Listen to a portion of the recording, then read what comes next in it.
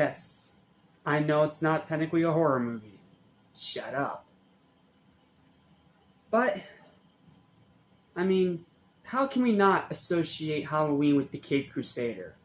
It's dark, it's gothic, it's adult, it's mature, it's scary-ish, and it's arguably the greatest comic book movie ever made. Not to mention, I just want an excuse to review Returns in December, so you know what? Fuck it, we're doing it now!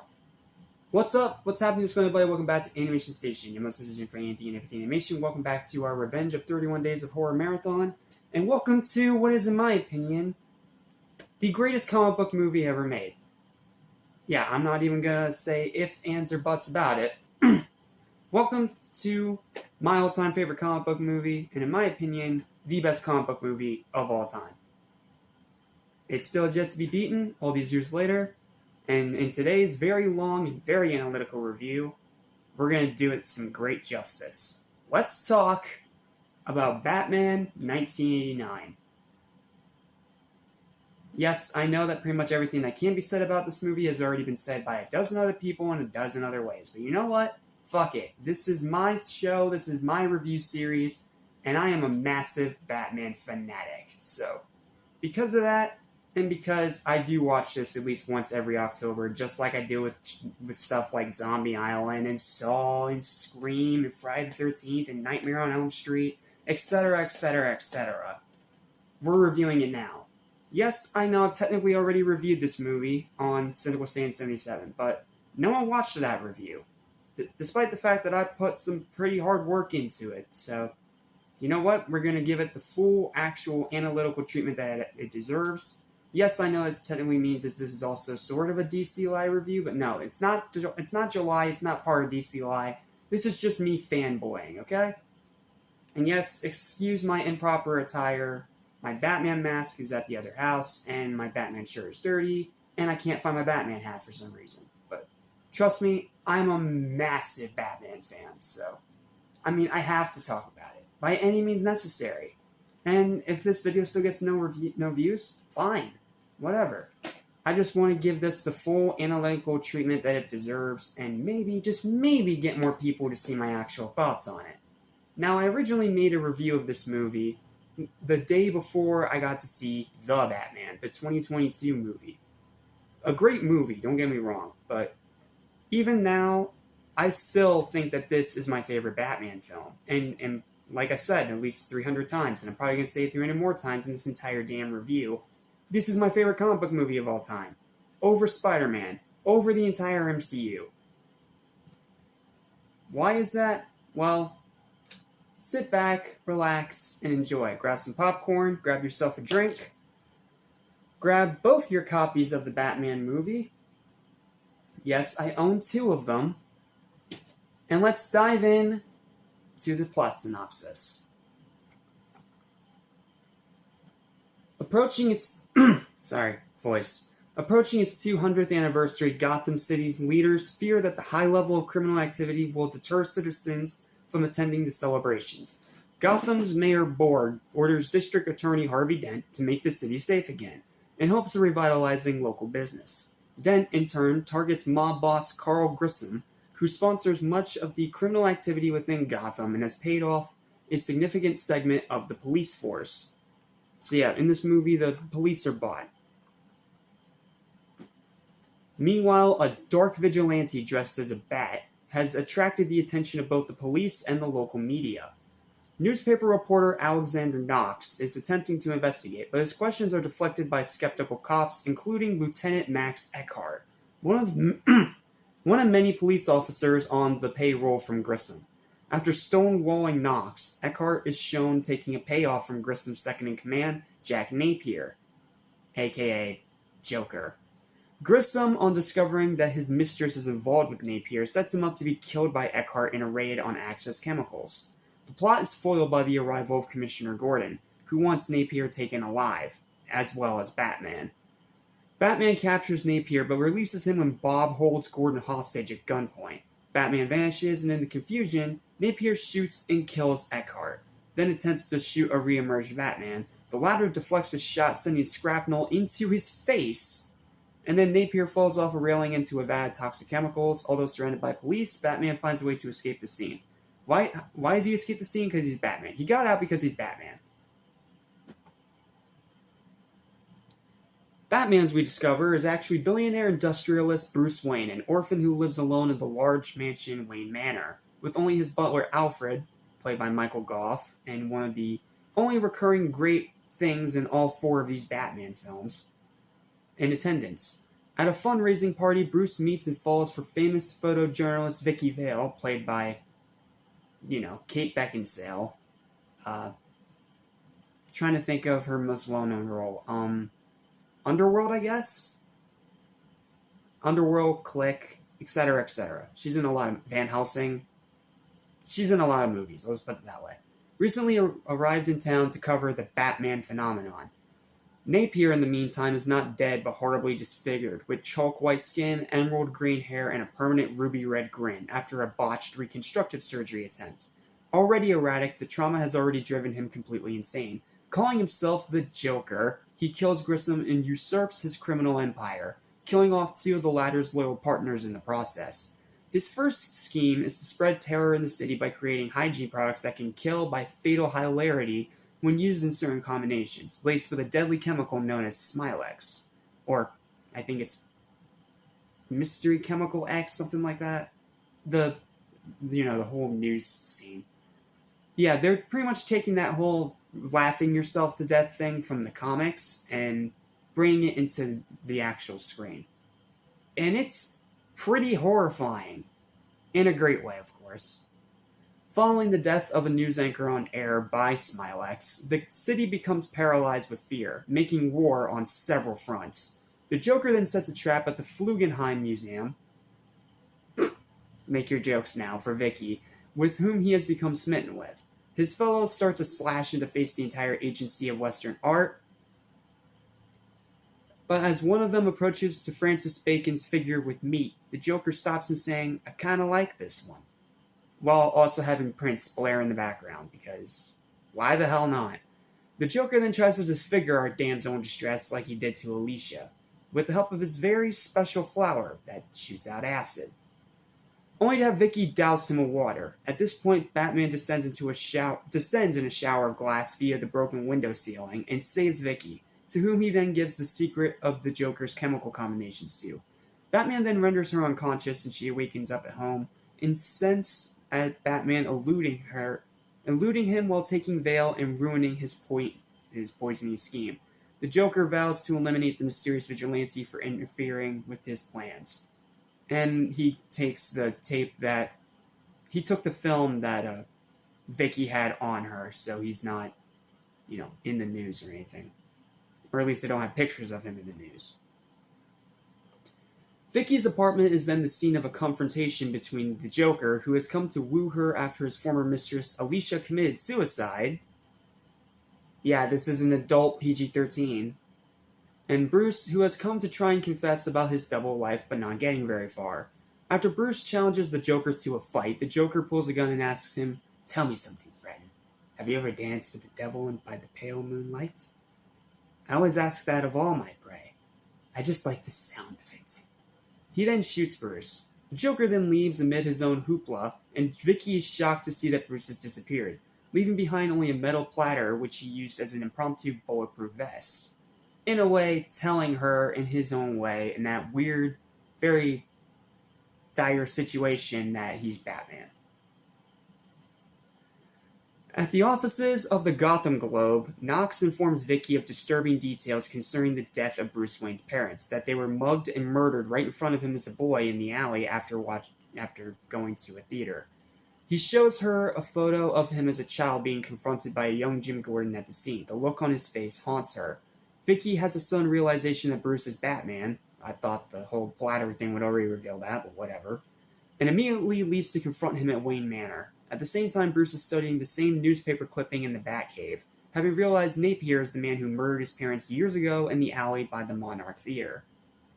Now, yes, this is not accurate to the comic book, as it's more just this random criminal named Joe Chill. I know that. But the movie plays around with the mythology a little bit. And it's not done in a way that feels insulting or feels like it's made completely out of character in general. No, it feels like one of those unique additions to try and give the movie its own personal identity while still being an adaptation of the comic book source material that's trying to be faithful to. And I think it actually works pretty well in a story case, in the movie case wise. I'm not saying like that should be like the big main thing for Batman going forward. No, it's better off in the comics as just some random criminal that guns them down. But in this movie, it works better having Joker being the one that killed his parents all those years ago. It really ties everything together really well. The final clue was that his parents' murderer said the same phrase to him as Joker said to him in Vicky's apartment. Ever danced with the devil by the pale moonlight? As Bruce grapples with his memory, he is shocked by the sudden appearance of Vicky in his secret lair, Alfred having let her in when she demanded to see Bruce about the issue. Bruce laments that his vigilantism will always take priority over their relationship before leaving to suit up as Batman. Like, they handle it in a very adult way. It's not just your usual happily ever after bullshit. Joker has put his own plans in motion to upstage the city's cancelled anniversary celebrations with a grand spectacle, a nighttime parade at which he will dispense $20 million in free cash. And a really cool thing that Nostalgia Critic pointed out in his review is that in the comic book adaptation of this very movie, the bills are all faked and has his face on the $1 bill. Really giving more context to that line he said from earlier during this announcement that he's going to have this parade and dump this money right in the middle of the Gotham street. Really clever little line there. Vicky and Knox are there to cover the pandemonium, because they're reporters, that's what they do. And they notice strange tanks on the balloons. In the middle of his generosity, the Joker begins gassing the crowd with Smilex. Batman arrives in the Batwing, and one of the weirdest, but also kind of interesting special effects in the movie, where you can like see the little string holding the little model Batwing as it flies by. Like, it's hard to see it when you watch it on VHS, but when you watch it in high definition on DVD, Blu-ray, and 4K, it's easier to spot, and once you see it, you will never unsee it.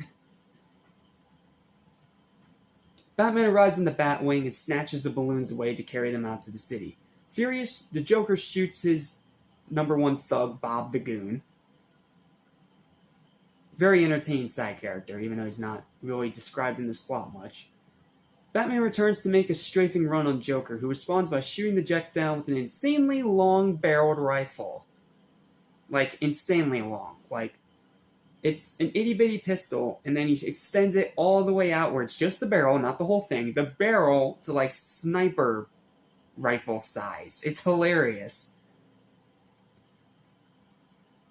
Vicky approaches the downed craft but is captured by Joker, who leads her to the top of the old Gotham Cathedral. Dazed but not finished, and pretty bloody and scratched up, Batman pursues.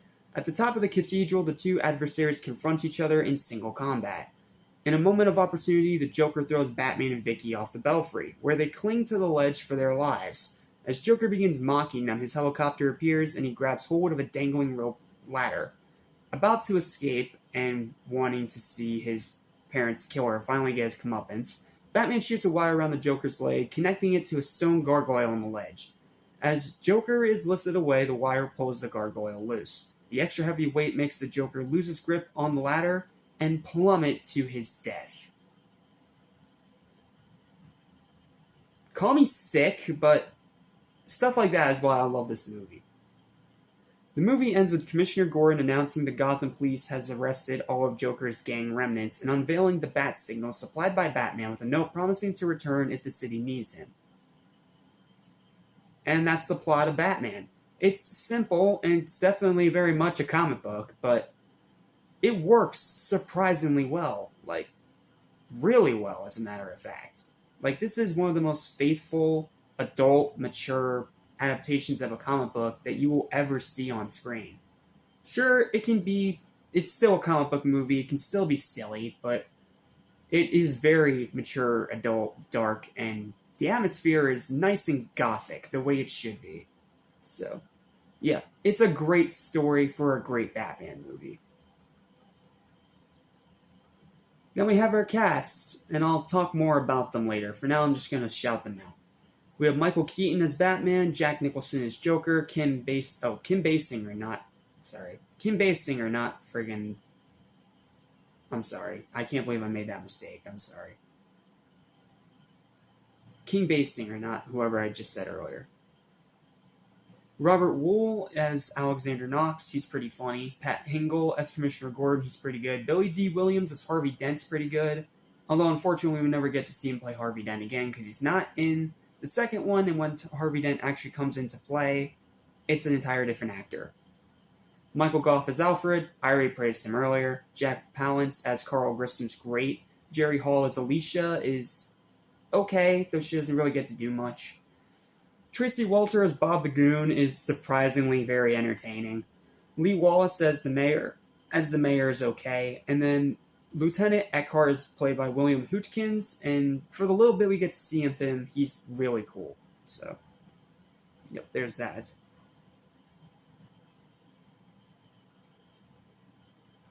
And yeah, this had a lot of extra merchandise appearances because there was a concept album, you had the film score, you had the official novelization, there was an audiobook, it was adapted into a comic book, and then there was an official actual book of the movie itself that's not a comic book. A bit confusing. It had its own cereal back in the day, and of course, it is the birthplace of the iconic, amazing Sunsoft video game of the same name. You know, that super hard one that is also very good. Arguably one of the best NES games ever made. So, yeah, that also has that going for it. And then it has a bunch of trailers and TV spots. And then, of course, we gotta talk about how Michael Keaton being picked as Bruce Wayne got a huge uproar when it was first announced back then, but it's arguably become the most iconic portrayal of any comic book character ever. As much as I love Tobey Maguire's Spider-Man, this is even beyond that. He is an incredible Bruce Wayne and a great Batman. Let's talk a little bit about the box office because, oh boy, was this movie a hit when it came out. Batman opened in 2,194 cinemas in North America on June 23rd of 1989. In its opening weekend, it grossed $40,489,746, which at the time of its release was a record. The film ended its theatrical run with a whopping $251,188,924, and was not only the biggest moneymaker of the year, but was also the fifth highest grossing film of all time for a good while. The film's total worldwide box office gross is $411,348,924, which is about $680 million in 2006 dollars. Batman was the first UK film to be given a 12 certificate, but the 12 at the time was a cinema-only certificate, and for its video release, the rating was upgraded to a 15 certificate, which it has remained at ever since. And then, of course, we have some critical analysis. Despite the early worries, the film became the second most successful of 1989 and received praise from many Batman readers, especially those who had read the Frank Miller stories that inspired it. Furthermore, Keaton changed many doubters' mind about his casting and became hailed as one of the best actors to play the title role. Critical reaction was mostly positive, with many praising the film for its set design and production value, while others panned it as being too much of an intellectual exercise of Burton and too little of a Batman film. Really stupid freaking thing there. Roger Ebert gave the film 2 stars out of 4, remarking Batman is a triumph of design over story, style over substance, a great-looking movie with a plot you can't care much about. I mean, I disagree with him giving it that score, but I can kind of understand his reasoning. Hal Hinson of the Washington Post gave it a more enthusiastic review, calling the film dark, haunting, and poetic. Exactly like I would call it. Despite a mostly positive reaction, many comic book fans took issue with some aspects of the storyline, though. Especially the fact that Batman killed Joker's henchmen, while in the comics he only acted like that in early issues and was soon established as a superhero that doesn't kill. Yes, I can understand people being a bit pissed about that, but here's the way I see it, and I think Nostalgia Critic agrees with me on this one. It depends on the version of Batman. Like, would some Batmans kill? Absolutely not. Would Keaton Batman kill? Absolutely he would. He's not going to just waste time making sure the criminals are just knocked out when he could just kill them and move on to try and get to the villain faster. Like, it's more tactical and a bit more strategic. Yes, he kills them, which, yes, is very dark, and I can understand why it pisses off some people. But again, like I said, it depends on the version of the character that you're watching. There are certain versions of every single comic book character that will and won't kill, but it always depends and it always varies. It always tries to shake things up a bit. Like, for example, we wouldn't see Tobey Maguire kill someone intentionally. Most of the time, the villains end up being their own evil undoing. But if it's someone like Ben Reilly, for example, in one of the future Spider-Man timelines, oh yeah, he will kill without a second thought, especially when he's possessed by the Carnage symbiote. That's kind of the way I see it here. Well, let's see, would Val Kilmer Batman kill someone? Well, yeah, I mean, it's technically still in the same Batman verse, but point is, it depends on the version. Keaton would kill the freaking people that get in his way. However, would someone like maybe, I don't know, Kevin Conroy's Batman kill? Probably not. Like, it all depends on your version. That's the way I personally see it. If it works with the character in that specific version of the story, it's okay. However, if it doesn't fit and it just feels dark for the sake of dark and shock humor, then I'm going to call it out. But here, it fits, and I definitely believe that Keaton Batman would absolutely kill any henchman that get in his way, just to make sure he can go and save the civilians or get to the villain a lot faster. It makes a lot of sense when you really think about it. Many fans also complained that the Joker was portrayed as the killer of Bruce's parents, while in the comics, it was just an ordinary thug. Again, it works for the story of the movie, but I'd rather the comic books stick to the normal source material. One of the movie's screenwriters, Sam Hamm, pretty funny name, I'm sorry, even claimed during an interview for the film's special edition DVD that only reason why he didn't protest against that decision was that he was participating in a writer's strike at the time. Some fans, however, thought the idea helped to further establish the parallel between the two characters.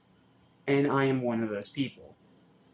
Robin was originally written into the earlier drafts of the script. His introduction would take place in the latter portion of the second act during the chase between Batman, Joker, and his thugs, in which the thugs drive into a local flea market.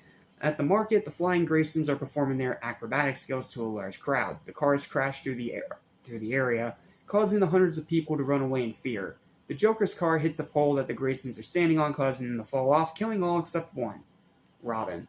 Robin then joins the chase screaming, "You killed my parents." At the end of the chase, Batman comforts him. This idea was mainly disliked, and rewrites would later remove Batman from the script entirely. Yeah, I'm not gonna lie, I'm glad that was cut too. That sounds really bad. The pre-production storyboards for the sequence can be seen on the 2-disc special edition DVD. Actor Kiefer Sutherland claims that he was considered for the role of Robin, but turned it down, which he later regretted, calling it the coolest movie ever. Okay? And then finally, let's get to some awards and nominations, and then we'll get to my full written review, because we already went over the cast. Batman won the Academy Award for Best Art Direction and Set Direction, making it the first Batman film to win an Oscar until The Dark Knight, where it was given the Best Supporting Actor Oscar to Heath Ledger. It was also nominated for a Golden Globe, 2 Grammys, and several BAFTAs. In other words, it was a pretty huge thing. And then there's a bunch of deleted scenes, there's an alternate ending, there's a lot of screenshots, DVD releases, yeah. So that's all the facts, that's reception, that's casting, that's the story, that's the plot. I think all that's left now is the written review. And surprisingly, we're only at 24 minutes. Yeah, even I'm surprised at that one. And yes, this is probably one of the longest written reviews I've ever done, so just, yeah. Just heads up, here we go. Yes, I know this technically isn't a horror movie, but don't lie to me and say that you don't watch this in October at least once. Not to mention that it's dark and gothic, directed by Tim Burton, has some pretty freaky imagery that I'm surprised they got away with the PG-13 rating, and is still one of the most popular Halloween costumes of all time by both kids and adults, to this very day, which all fits the spooky season perfectly. That's for all of you bitching that this is being reviewed at the wrong time.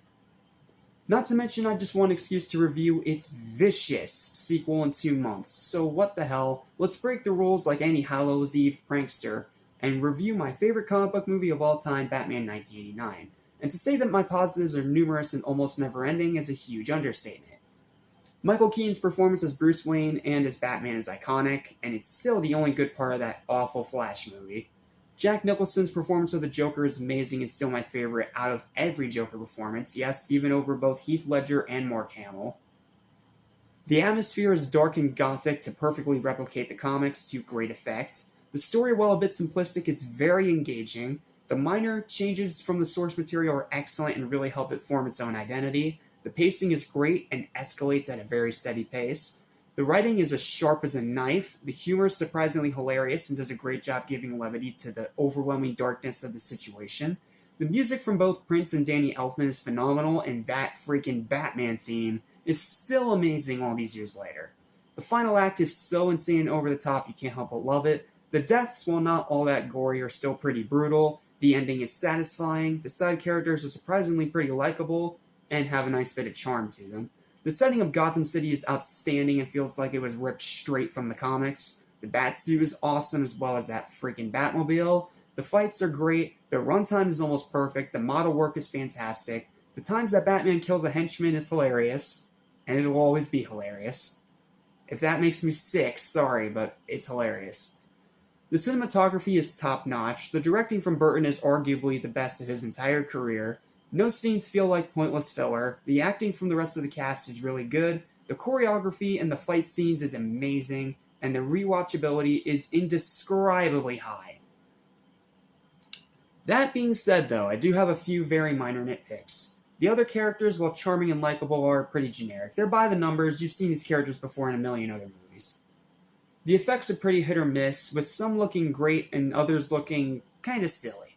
Like the cartoony shadow thing when you see Batman walk. Like, that thing is silly. All the scenes in the newsroom, while not bad, do harm the pacing a little bit. Some of the dialogue is problematic by today's standards, and the runtime could have been shortened by at least 10 minutes or so. And this is a pretty minor complaint, but I feel like this movie is best watched on VHS and not DVD or Blu-ray. Something about the remastering of it just takes away a little bit of that timeless feel, which I can understand is probably just a me thing since I grew up watching it on VHS, but I still feel like the lower quality audio and much less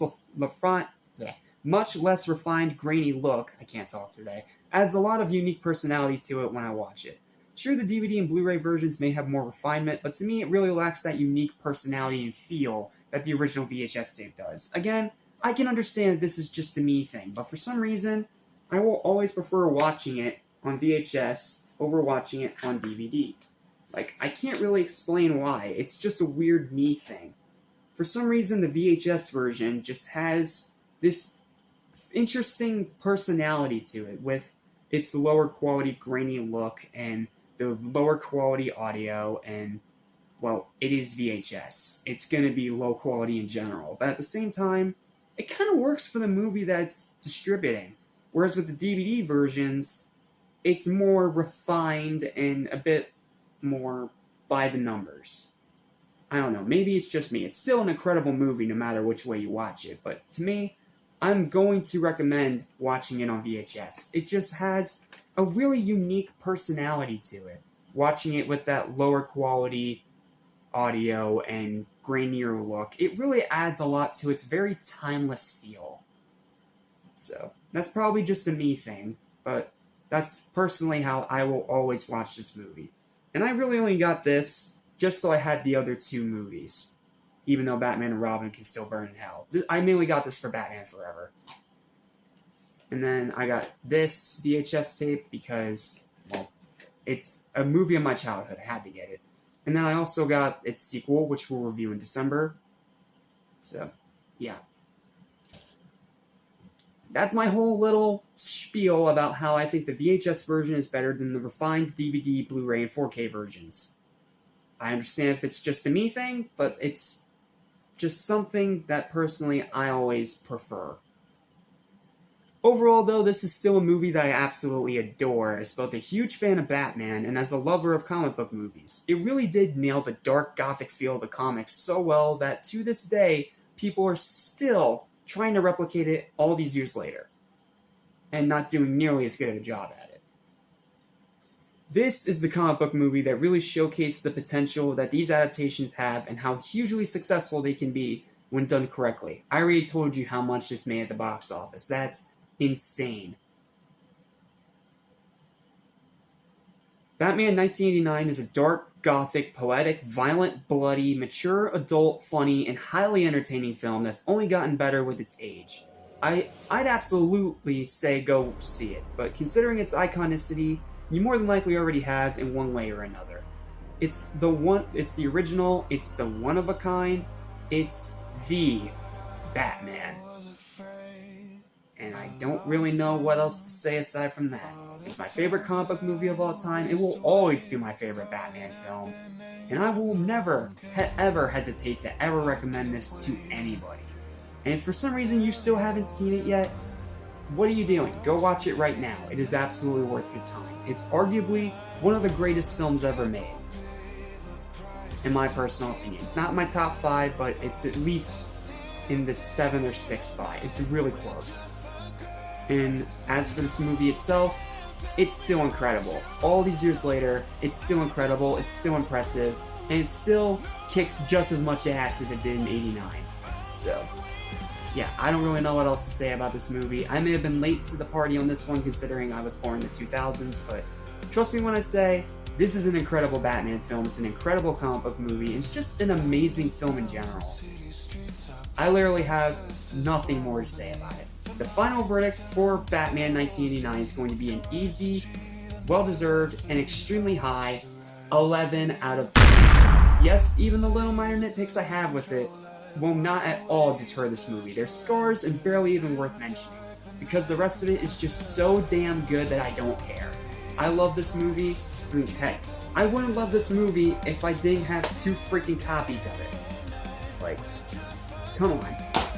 So, but like I said, I recommend watching it in good old VHS.